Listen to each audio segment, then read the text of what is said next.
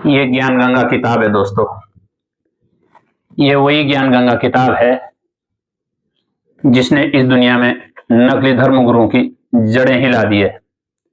ये वही ज्ञान गंगा किताब है जो आज दुनिया में नंबर 1 पर ट्रेंड करती है।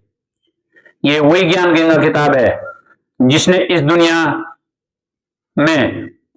से पाप करने का रास्ता त्यागा है।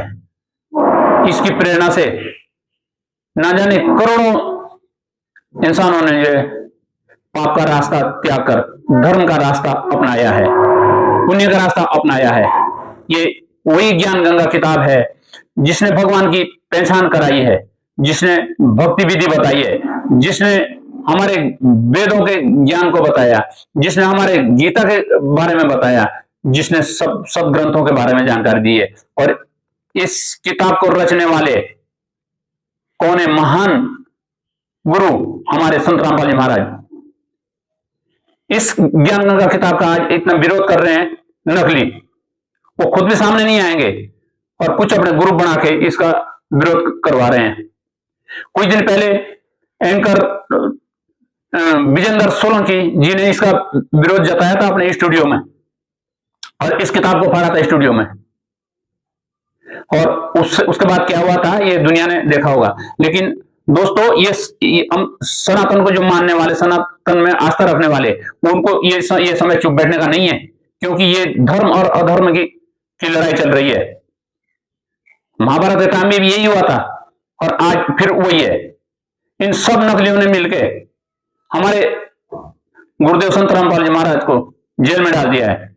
लेकिन उनके ज्ञान के प्रचार में कोई कमी नहीं है, शिखर पर है दुनिया में, और लोग बुराइयों को छोड़कर सतमार्ग पर आ रहे हैं।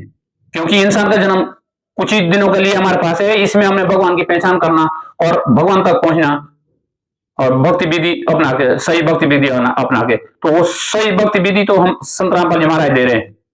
तो ये समय गंवाने का नहीं है, कहना हमारे सदगुरु रामपाल जी महाराज का, हमारे गुरुदेव जी का, कि ये समय कुछ कर पाने का है, ये समय गंवाने का नहीं है।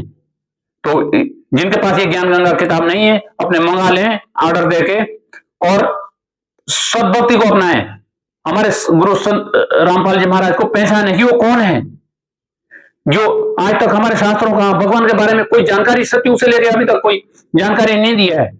और दिया है तो स्वयं परमात्मा जो कबीर साहब आए थे सतयुग में और त्रेता युग में, द्वापर में, तो उन्होंने खुद दी थी। सतयुग में सतसुकृत के नाम से आए थे, त्रेता युग में मुनिंद्र ऋषि के नाम से आए थे, द्वापर में करुणामय ऋषि के नाम से आए थे। तो जो उन्होंने भगवान के बारे में जानकारी और भक्ति दी थी, उसी से जीवों का मोक्ष हुआ है और वही उन्हीं का बेड़ा पार हुआ है। और इस कलयुग में तो अरबों खरबों जीव जाने का विधान बनाया है परमात्मा ने। तो ये वो समय है, क्योंकि सूक्ष्म वेद में ये क्लियर लिखा हुआ है कि कलयुग बीते जब 5505 तब मेरा वचन होगा साचा। तो वो कलयुग 1997 में पूरा हो चुका है और ये भक्ति युग की शुरुआत हो रखी है।